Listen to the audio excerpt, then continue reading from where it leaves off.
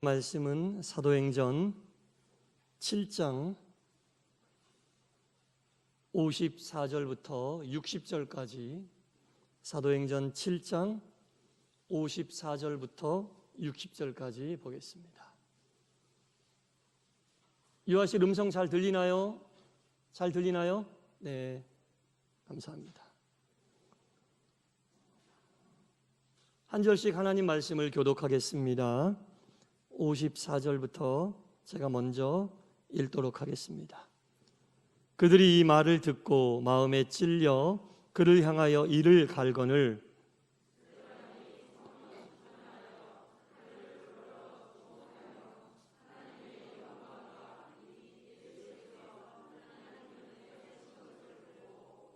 말하되 보라, 하늘이 열리고 인자가 하나님 우편에 서신 것을 보노라 한데,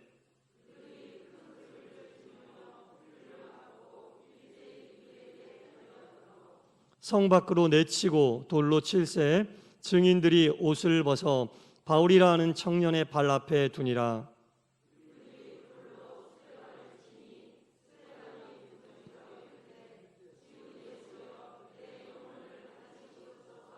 다 같이 무릎을 꿇고 크게 불러 이르되 주여 이 죄를 그들에게 돌리지 마옵소서. 이 말을 하고 자니라. 아멘. 할렐루야. 아멘. 한 주간 평안히 보내셨습니까? 네. 하나님의 은혜가, 성령의 충만한 역사하심이 여러분들 삶 구석구석에 온전히 임하여 여러분들이 내가 하나님의 은혜로 살고 있구나, 성령의 인도하심에 따라 살고 있구나 라는 이 느낌을 느끼시고 하나님께 영광 돌리시기를 간절히 축원합니다. 아멘. 이 유대인들이 예수님을 죽였습니다. 그렇죠? 네. 그 죄의 명은 신성모독죄. 갈릴리 예수라고 하는 사람이 자기가 하나님의 아들이라고 이야기를 하는 것을 이 유대인들은 받아들일 수가 없었어요. 그래서 이 예수님을 신성모독죄로 몰아서 이 유대인들이 예수님을 십자가에 못 박는데 결정적인 역할을 하게 되었습니다. 그리고 나서 예수님이 부활하시고 하늘에 오르시고 보혜사 성령님을 이 땅에 보내주셨습니다. 그 예수님의 이런 모든 일련의 과정들을 안 예수님의 제자들이 이제 온 곳으로 퍼져서 이 예수님을 전하게 되었는데, 이 초대교회의 스데반이라고 하는 이 사람도 이 예수님이 그리스도시고 예수님이 살아계신 하나님의 아들이라고 열심히 전하고 외쳤는데, 이 유대인들은 또 이 스데반을 못 봐주겠는 거예요. 자기들이 죽인 이 예수라고 하는 사람을 하나님의 아들이라고 전하고 다니는 이 스데반을 도저히 못 봐주겠는 거예요. 예수님이 십자가에 못 박혀 돌아가셨던 그 과정들을 생각하면서 또 이 스데반을 죽이려고 음모를 꾸민 겁니다. 그래서 이 스데반이 예수님이 그랬던 것처럼 이 유대인들의 손에 의하여 죽게 되는 사건이 오늘 본문에 나와 있는 개괄적인 내용입니다. 산헤드린 법정에 스데반이 섰어요. 유대교 최고의 의결기관인 산헤드린 법정에서 이 스데반이 재판을 받게 되었습니다. 이 유대인들은 얼마나 철저하냐면 이 스데반을 죄인으로 몰기 위해서 거짓 증인들까지 다 매수해 놨어요. 이 거짓 증인들이 형식적인 증언을 하기 시작합니다. 이 사람은 신성을 모독하고 있다. 오직 하나님 한 분만이 유일한 유일신인데 예수라고 하는 사람을 그리스도라고 이야기하면서 민심을 혼란시키고 사람들의 마음을 흔들어 놓고 있다.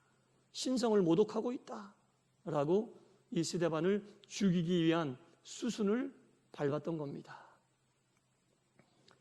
이 스데반의 입장에서는 이제 마지막 증언을 하게 되는 이 시간, 이 법정 앞에서 아이고 내가 그동안 잘못 알았네요, 내가 엉뚱한 이야기를 했습니다. 나 좀 살려주세요. 이렇게 이야기할 수도 있는 그 시간에 서슬이 펄언 사내들인 법정 앞에 서서 이 스데반은 결코 타협하지 않았습니다.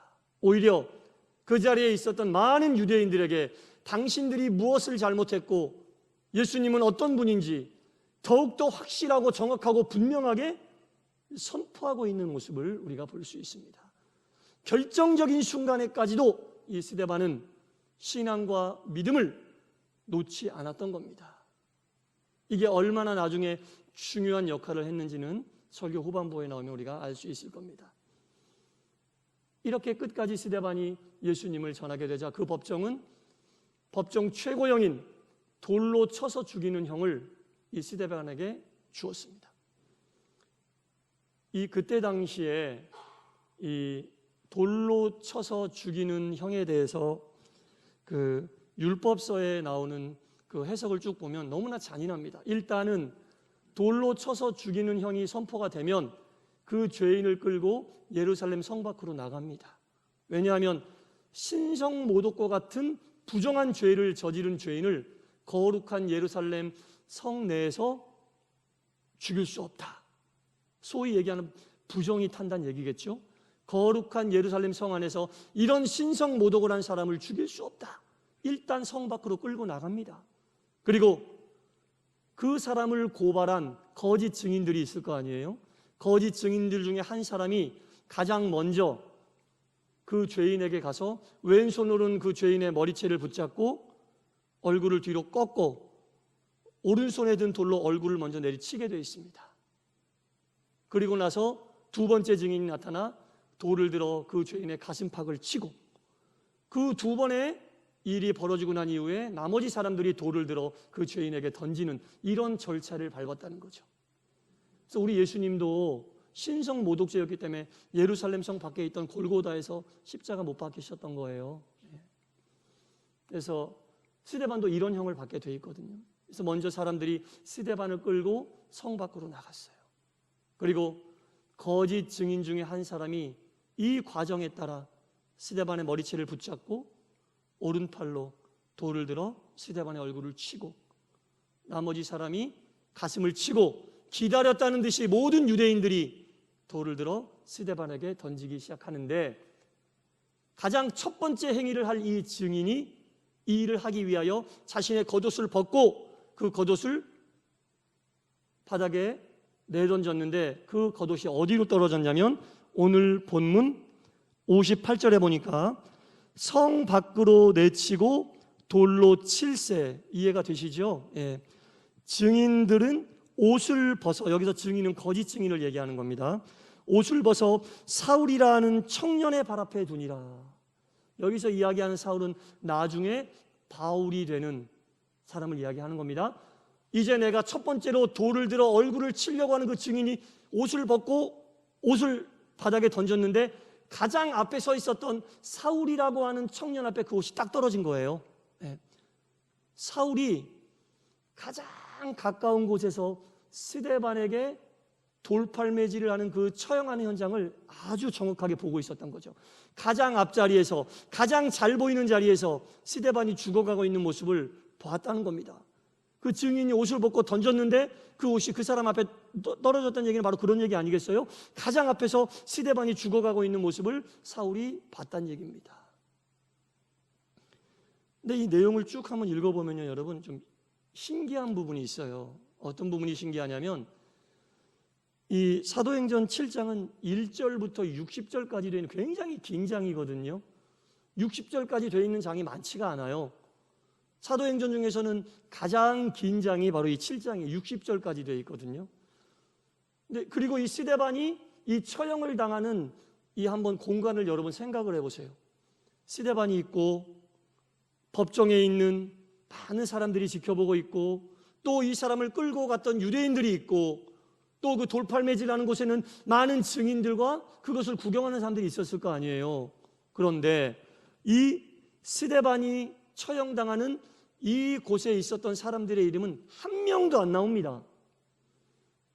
오직 스데반이라고 하는 죽을 사람과 옷이 발 앞에 떨어졌다는 사울이라고 하는 이 두 사람의 이름밖에 안 나와요. 최소한 100명 이상이 모였을 텐데 그 법정을 집례했었던 대제사장의 이름이라도 나올 법한데 아무의 이름도 안 나오고 죄인이라고 명명한 스데반과 옷이 발 앞에 떨어졌던 사울이라고 하는 이 청년의 이름밖에는 나오지 않아요.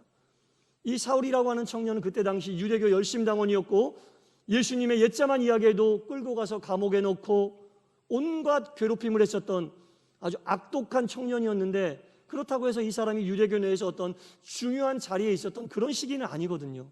이 사울은 7장에서 이렇게 예수님 믿는 사람을 핍박하고 감옥에 갖다 넣는 일을 하다가 사도행전 8장을 거쳐 9장에 가면 사도행전의 바울의 회심장이라고 이야기하는 9장이 나오거든요.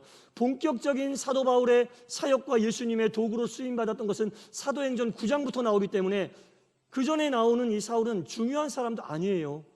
이름이 이렇게 성경에 나올 사람이 아니에요. 9장 이후로는 나오는 것이 이해가 되지만 그 앞에는 사울의 이름이 나오는 게 이해가 잘 안 돼요. 그런데 오늘 본문에 분명히 사울이라고 하는 청년의 이름이라고 분명히 나와 있습니다.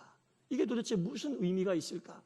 중요한 위치에 있었던 사람도 아니고 어떤 역할을 감당했던 사람도 아닌데 이 사울이라고 하는 사람의 이름이 이렇게 등장하고 있는 데는 다 이유가 있다는 겁니다. 이 스데반의 처절한 죽음을 가장 앞에서, 아무리 악독한 사람도요, 여러분, 제가 이거 설교 준비하면서 이 장면을 상상해 봤더니 너무 막 어떻게 표현을 못 하겠더라고요. 사람이 돌을 들어서 사람의 얼굴을 치고 가슴팍을 치고 기다렸다는 듯이 사람들이 돌팔매질을 한 사람에게 하는 그 모습을 상상을 해보니까 참 어떻게 말로는 표현할 수 없는 그런 어떤 먹먹함이 들더라고요. 그 먹먹함의 현장을 이 사울은 가장 앞자리에서, 그 잔인한 현장을 가장 앞자리에서 봤다는 겁니다. 그리고 많은 사람들 중에 사도행전의 저자인 누가는 사울이라고 하는 이 청년의 이름만 쓰고 있다는 겁니다. 이 일이 있은 후에도요, 이 8장을 쭉 읽다 보면요, 사울이죠, 그때까지는 사울이 스데반의 죽음은 합당한 죽음이었고 마음에 꺼리낌이 하나도 없다라고 쭉 써내려가요, 자기의 생각을. 그렇게 잔인하게 죽었는데도 마음에 가책이 없어요. 이 사람은 당연히 죽어야 될 사람, 이렇게 이야기하고 있어요. 8장 1절 볼까요? 사울은 그가 죽임당함을 마땅히 여기니라. 가장 앞에서 이 잔인하게 죽는 죽음을 보면서도 마땅히 죽었어라고 생각하고 있었던 거예요. 이렇게 사울이 이 죽음을 가장 앞에서 봤음에도 마땅하다고 이야기하는데, 1년의 과정을 통해 그날도 이 사울이 예수 믿는 사람들을 잡으러 다메섹 골짜기를 넘어가고 있을 때에 하늘에서 빛이 비추는데, 엄청나게 강한 빛이 비추었는데 그 빛이 유독 사울 한 사람에게만 비추어진 겁니다. 그 빛을 보고 사울 한 사람만 눈을 멀었어요. 다른 사람들의 얘기는 나오지가 않아요. 거기서도 유독 사울 한 사람만 그 빛을 보고 눈을 멀게 되었어요. 다메섹 시내로 들어가서 앞을 못 보고 있다가 하나님께서 보내신 아나니아라고 하는 선지자를 통해 안수를 받고 두 눈을 뜨고 이제 깨닫게 된 거죠. 아, 예수님 이런 분이구나, 예수님 이런 분이구나라고 깨닫는 순간 이 사울에게 어떤 심정이 들었겠어요, 여러분? 그때까지는 이 스데반이 잔인하게 죽는 모습을 보고도 당연히 죽어야 될 사람이 죽었어, 예수라고 하는 사람이 어떻게 하나님의 아들이야? 라고 생각했었는데, 이제 자기가 다메섹에서 그 많던 사람 중에 본인 혼자 예수님을 만나고 앞을 못 보고 하나님의 섭리 속에 눈을 뜨고 깨닫게 되니 어떤 생각이 드냐면, 하나님께서 자신을 왜 이렇게 스데반이 죽는데 가장 앞자리에 세워두셨는지 깨닫게 된 거예요. 자기에게는 돌로 쳐서 죽여도 합당하다고 이야기할 사람인데 이제 스데반의 그 죽어가는 얼굴이 생각이 나는 거죠. 누구는 이렇게 돌팔매질을 당하면서도 끝까지 그 믿음과 신앙을 놓지 않고 그분에게 매달리고 오히려 그분에게 나머지 사람들의 용서를 구하는 그 스데반의 믿음이 딱 깨닫게 된 거예요. 이런 예수님이었기 때문에 스데반이 끝까지 그 믿음을 붙잡고 있었구나. 돌팔매 세례를 받으면서도 예수님을 놓지 못했던 이유가 바로 이런 마음이구나. 본인이 다메섹에서 예수님을 만나고 그 하늘의 빛을 보고 마음에 깨닫게 되니 그 스데반이 왜 죽었는지, 스데반이 왜 끝까지 예수님을 붙잡고 있었는지, 그리고 왜 내가 그 자리에 그때 가장 앞에 서 있었는지, 평생 동안 바울은요 그 스데반의 죽어가는 얼굴과 그 장면이 마음속에서 잃어버려지지 않았을 거예요. 그리고 여러분, 사울이 바울 된 이후에 선교하면서 그 바울이 겪었던 고초들을 한번 생각해 보세요. 고초들을 생각해 보세요. 스데반과 같이 돌에 맞아 죽을 뻔도 했어요. 매에 맞아 죽을 뻔도 했어요. 물에 빠져 죽을 뻔도 했어요. 동족들에게 맞아 죽을 뻔한 일이 한두 번이 아닙니다. 그 스데반의 얼굴을 생각하면서 사도 바울이 깨닫게 된 거죠. 예수님을 알고 예수님의 사랑을 느끼게 되면 그렇게 될 수밖에 없는 거구나. 그 깨달음을 얻게 되니 어찌 자신이 선교하면서 예수님을 전하면서 그 당했던 그 고통들이 제대로 받아들이지 않을 수 있었겠습니까, 여러분? 하나님께서 사울을 그 앞자리에 세워놓으셨던 이유가 있었던 겁니다. 그리고 사울이 바울 되기 위해서는 반드시 그 자리에 사울이 있었다는 것이 보여줘야 된다는 거죠. 누가는 기록하면서 그 후에 있을 내용을 사울이 바울됨을, 사울이었을 때 마음과 바울 되었을 때 마음을 극명하게 대조되고 보여주기 위해서 그 앞자리에 사울이 서 있었음을 보여주고 있다는 겁니다. 여러분, 정말 하나님의 섭리가 놀랍지 않습니까? 여러분, 그 스데반이 죽어가는 현장일 때는요, 사울은 예수님을 알지 못하는 정도가 아니라 예수님을 믿는 사람들을 잡아다가 죽이는 일을 했다니까요. 예수님하고 정반대의 길을 가고 있었던 그때에도 하나님은 성령님을 통해 사울이 바울됨을 준비하고 계셨던 거예요. 예비하고 계셨던 거예요. 그 자리에 사울이 있게 하심으로 그 스데반의 그 현장을 평생 동안 각인시켜 주시고, 본인이 선교 사역을 감당하며 힘들고 어렵고 괴로운 일이 있을 때마다 그 스데반의 모습을 생각하게 하시면서, 예수님을 믿는 사람을 핍박하던 나에게 보여주셨던 그 스데반의 마지막에 그 모습을 자꾸 생각하게 하시면서, 지금 나에게 오는 고통은, 지금 내가 겪고 있는 힘들고 어려운 일은 예수님을 위해서 나도 당할 수 있지. 성령을 통해 그런 역사하심과 준비하심이 이미 돼 있었다는 겁니다. 그리고 다메섹 사건을 통하여, 성령의 인도하심을 통하여 사울이 바울이 되어서 오늘날까지 우리들에게 선한 영향력을 주고 있지 않습니까, 여러분? 그때 성령은 이미 사울에게 임하고 계셨고, 사울은 느끼지 못했지만 성령의 역사하심으로 이미 하나님의 사람이 되기 위한 준비의 과정을 착착착착 밟고 계셨던 겁니다. 그게 성령의 역사하심입니다, 여러분. 지금 내가 어떤 힘든 일이 마음속에서 안 잃어버려져요. 성령의 역사하심이 인도하고 있는 과정이라 믿으시기 바랍니다. 그리고 그 일로 인하여 하나님께서 틀림없이 이래서 그랬구나라는 깨달음이 올 날이 있을 겁니다, 여러분. 사울이 그때 상상이나 했겠냐고요, 여러분. 그런 일이 있을 것을 상상이나 했겠습니까? 그때 사울에게 임하셔서 모든 것을 준비시키셨던 그 성령님이 지금 어디 계십니까? 그 성령님 지금 오늘 우리 가운데 계신 줄 믿습니다. 오늘 이 자리에 계신 줄 믿습니다. 그 증거가 무엇입니까? 내가, 여러분들이 예수를 믿었다는 거죠. 사울이 바울 되게 하시기 위하여 스데반의 죽음부터 시작해서 모든 과정을 준비하신 성령님께서 오늘 신앙인인 나를 만들기 위하여, 내가 예수님을 몰랐던 그때부터, 예수님을 핍박했었던 그때부터 이미 준비하고 계획하셔서 바울이 하나님의 사람으로 쓰임받았던 그때 깨닫게 하셨던 것처럼 오늘 내가 예수를 믿는 신앙인으로 이렇게 바로 설 수 있지 않았겠습니까? 저절로 된 게 아닙니다. 성령의 역사하심을 통해 다 이런 과정과 절차를 거쳐 오늘 내가 하나님의 사람으로 이렇게 서 있는 것이고, 신앙의 길을 가면서 힘들고 어렵고 괴로운 일이 있을 때마다 그때 그 일을 생각하면서 깨닫게 된 거죠. 예수 믿는 사람은 이런 거구나. 그때는 이해가 안 되고, 그때는 핍박했고 받아들일 수 없었던 것들이 모든 일련의 과정을 거쳐서 이렇게 받아들이게 하시니, 이게 성령의 역사하심이 아니면 무엇이겠습니까? 오늘 내가 예수를 믿고 있는 이 자체가 성령의 역사하심이라는 겁니다. 오늘 내가 신앙인으로서, 직분자로서, 사역자로서 감당하고 있다는 이 일 자체가 성령의 역사하심이고 성령의 인도하심이라는 겁니다. 사울은요, 스데반의 죽음 이후에도, 하나님께 부름받은 그 이후에도 바로 하나님의 사람으로 쓰임받지 않았어요. 예수님을 핍박하던 사람이 어느 날 갑자기 나타나서 예수 믿으라고 하니까 사람들이 믿겠어요? 안 믿는 거죠. 저것들 우리를 속이는 거구나. 일망타진하기 위하여, 예수님 믿는 사람이 일망타진하기 위하여 우리를 속이고 있구나. 동족들에게도 배신당하고 기존의 유대교를 믿었던 사람들에게도 배교자라고 배신당하는, 정말 어찌할 수 없는 그런 상황에 빠져 있었던 시간이 너무나 길었어요. 그래서 3년 정도 아라비아 사막으로 가서 혼자서 거기서 묵상하고 시간 보내고, 고향인 다소에 가서 15년 이상 칩거하고 있는 삶을 보냈다는 겁니다. 그 모든 것이 하나님께서 사울을 바울되게 하신 훈련의 과정이었고 연단의 과정이었다는 겁니다.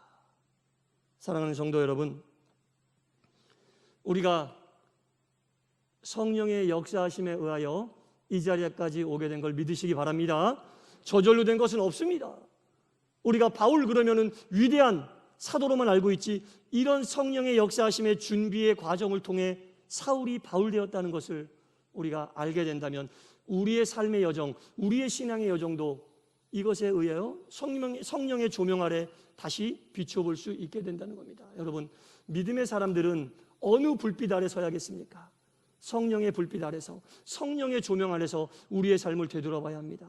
성령의 조명 아래서 우리의 삶을 되돌아볼 때 우리가 겪었던 일들이 지금 신앙인인 나를 만드는 과정으로 인정되고 그 모든 것이 은혜롭게 받아들일 수 있는 거죠. 그렇지 않으면 우리가 잊지 못할 괴로움으로밖에는 기억할 수 없게 된다는 겁니다. 그래서 우리가 오늘 성령 강림주의를 맞았습니다. 이 성령 강림주의를 맞아서 우리가 우리 가운데 임재해 계시고 우리 가운데 함께하고 계시는 이 성령의 놀라운 섭리를 깨닫는 귀한 시간 되시기를 축원합니다. 바울이 나중에 깨달았을 때 그 옛날부터 있었던 일들이 하나님의 섭리로 받아들여지게 된 거예요. 여러분들께 지금까지 있었던 모든 일들을 성령의 조명 아래 있으면 하나님의 섭리로 받아들일 수 있게 되는 거고요. 그것은 현재에서 멈추는 것이 아니라 앞으로 있을 일도 기대하게 하는 거예요. 어떠한 섭리가 우리 속에 펼쳐지게 될까? 그 과정이 힘들고 어려운 일일 수도 있고 기쁘고 즐거운 일일 수도 있지만 모든 것이 하나님의 섭리로 성령의 조명 아래서 받아들여지게 된다는 겁니다. 그래야 우리가 견딜 수가 있어요. 그래야 신앙으로 버틸 수가 있게 되는 겁니다. 예수를 믿으면서도 성령의 조명 아래 서지 않으면 믿지 않는 사람들과 다를 게 없는 거죠. 바울이 이 섭리를 깨닫고 로마서 11장 33절에 이렇게 이야기했습니다. 깊도다 하나님의 지혜와 지식의 풍성하며 그의 판단은 헤아리지 못할 것이며 그의 길은 찾지 못할 것이로다. 깨달은 거죠.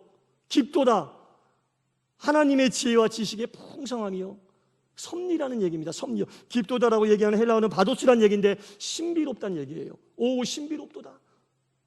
하나님의 지혜와 지식의 풍성하며 하나님의 판단은 내가 헤아리지 못할 것이고 그의 길은 내가 찾지 못할 것이다. 감히 상상할 수 없다는 얘기죠. 앞으로 우리의 삶을 어떻게 인도하실지 기대가 되지 않습니까, 여러분? 어떤 섭리로 우리의 삶을 인도하여 주실지 기대가 되지 않습니까? 이것 지금까지 살아온 것을 하나님의 섭리로 인정하신다면 모진 고난과 어려움과 괴로움과 풍파와 시련이 있었지만 지금의 나를 이렇게 신앙인으로 세워주신 이 모든 것이 하나님의 섭리라고 우리가 인정하고 받아들인다면, 그리고 바울과 같은 고백으로 오 깊도다 하나님의 지혜와 지식의 풍성함이여라고 고백한다면 앞으로 우리 가운데 벌어지게 될 일은 너무나 기대가 되는 거예요. 어떤 힘들고 어려운 일이 있어도 결국에는 마지막에 우리가 이 고백을 하게 되겠죠. 오 하나님 정말 기쁘십니다.